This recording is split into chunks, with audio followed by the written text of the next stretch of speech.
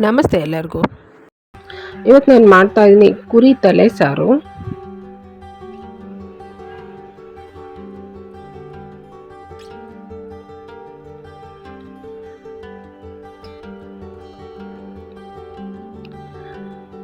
ತಲೆ ಸಾರು ಮಾಡೋದಕ್ಕೆ ಮೊದಲಿಗೆ ನಾನು ಒಂದು ಕುಕ್ಕರಲ್ಲಿ ಎಣ್ಣೆ ಹಾಕ್ತಾ ಇದ್ದೀನಿ. ಎಣ್ಣೆ ಸ್ವಲ್ಪ ಬಿಸಿ ಆಗ್ತಾ ಇದ್ದಂಗೆ ಇದು ನೋಡಿ ಕುರಿ ತಲೆ ಮಾಂಸ ಚೆನ್ನಾಗಿ ತೊಳೆದ್ಬಿಟ್ಟು ಕುಕ್ಕರ್ಗೆ ಹಾಕ್ತೀನಿ.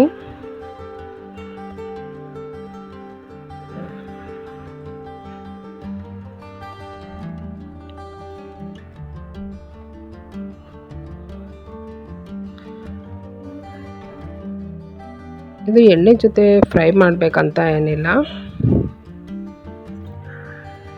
ಇದಕ್ಕೆ ರುಚಿಗೆ ತಕ್ಕಷ್ಟು ಉಪ್ಪು, ಅರಿಶಿನ ಪುಡಿ, ಖಾರದ ಪುಡಿ,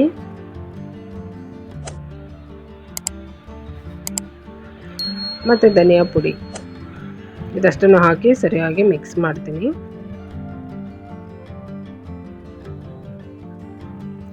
ಮಟನ್ ಆದರೆ ಎಣ್ಣೆ ಜೊತೆಲಿ ಚೆನ್ನಾಗಿ ಹುರಿಬೇಕಾಗತ್ತೆ. ಇದು ಕುರಿ ತಲೆ ಮಾಂಸ ಏನು ಹುರಿಯೋದೇನು ಬೇಡ, ಎಲ್ಲ ಪುಡಿಗಳು ಹಾಕ್ಬಿಟ್ಟು ಸರಿಯಾಗಿ ಮಿಕ್ಸ್ ಮಾಡ್ಕೋಬೇಕು ಅಷ್ಟೇ.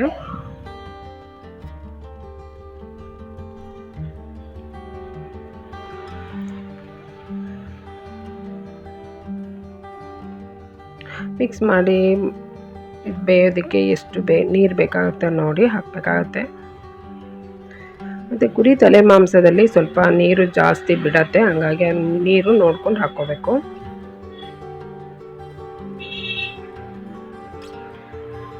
ನೀರು ಹಾಕ್ಬಿಟ್ಟು ಮತ್ತೆ ಇನ್ನೊಂದ್ಸಲ ನಾನು ಸರಿಯಾಗಿ ಮಿಕ್ಸ್ ಮಾಡ್ತೀನಿ.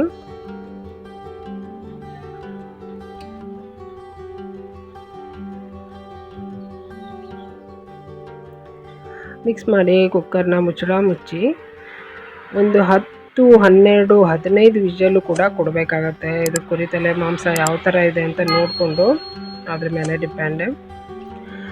ಇದು ಮಾಂಸ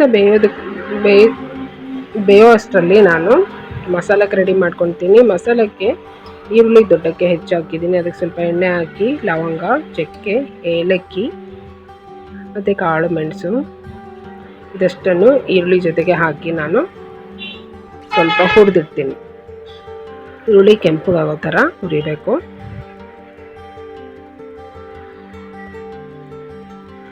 ಈಗ ಹುರಿದಿರೋಂಥ ಈರುಳ್ಳಿನ ಮಿಕ್ಸಿ ಜಾರ್ಗೆ ಹಾಕ್ತಾ ಇದ್ದೀನಿ. ಅದ್ರ ಜೊತೆಗೆ ಟೊಮೆಟೊ, ಕೊತ್ತಂಬರಿ ಸೊಪ್ಪು, ಬೆಳ್ಳುಳ್ಳಿ, ಹಸಿ ಶುಂಠಿ,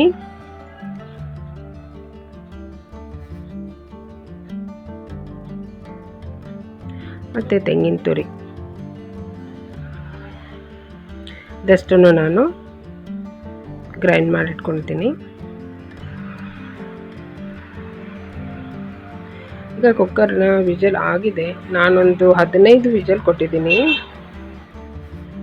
15 ವಿಜಲ್ ಆಗೋದಕ್ಕೆ ಬಿಟ್ಟಿದ್ದೀನಿ. 15 ವಿಜಲ್ ಆದಮೇಲೆ ಮಟನ್ನು ಬೆಂದಿದೆ, ಕುರಿ ತಲೆ ಮಾಂಸ ಬೆಂದಿದೆ.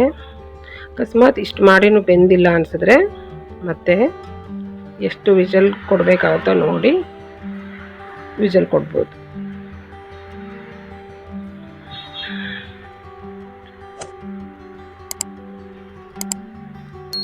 ಈಗ ನೋಡಿ ಆ ಬೆಂದಿರೋಂಥ ಮಾಂಸನ ನಾನು ಬೇರೆ ಒಂದು ಪಾತ್ರೆಗೆ ಹಾಕಿದ್ದೀನಿ.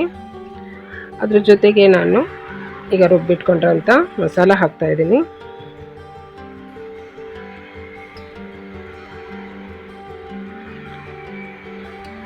ಇದು ಕುರಿ ತಲೆ ಮಾಂಸ ಬೇಯೋದಕ್ಕೆ ಸ್ವಲ್ಪ ಜಾಸ್ತಿ ಟೈಮ್ ಹಿಡಿಯುತ್ತೆ. ಅಷ್ಟು ಬಿಟ್ಟರೆ ಬೇರೆ ಎಲ್ಲ ಮಸಾಲ ಎಲ್ಲ ಬೇಗ ರೆಡಿ ಮಾಡಿಕೊಂಡು ಸಾರು ಮಾಡ್ಬೋದು.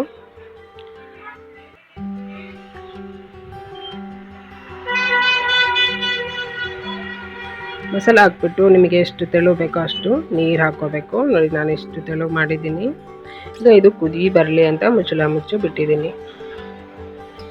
ನೋಡಿ ಜೋರಾಗಿ ಕುದೀತಾ ಇದೆ. ಈ ರೀತಿ ಕುದೀತಾ ಇರುವಾಗ ಒಂದ್ಸಲ ರುಚಿ ನೋಡಿ ಉಪ್ಪು ಸರಿ ಇದೆಯಾ ಅಂತ.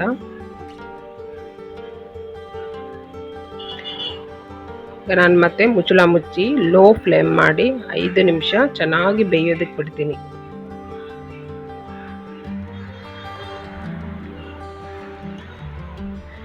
ಆದಮೇಲೆ ಈಗ ಇದು ಚೆನ್ನಾಗಿ ಬೆಂದಾದ್ಮೇಲೆ ಮೇಲೆ ಕೊತ್ತಂಬರಿ ಸೊಪ್ಪು ಹಾಕಿ ಸ್ಟವ್ ಆಫ್ ಮಾಡ್ತೀನಿ. ಈಗ ಇದು ಸರ್ವ್ ಮಾಡೋದಕ್ಕೆ ರೆಡಿ ಇದೆ. ನನ್ನ ವಿಡಿಯೋ ಇಷ್ಟ ಆದರೆ ಲೈಕ್ ಮಾಡಿ, ಶೇರ್ ಮಾಡಿ, ಸಬ್ಸ್ಕ್ರೈಬ್ ಮಾಡಿ. Thank you.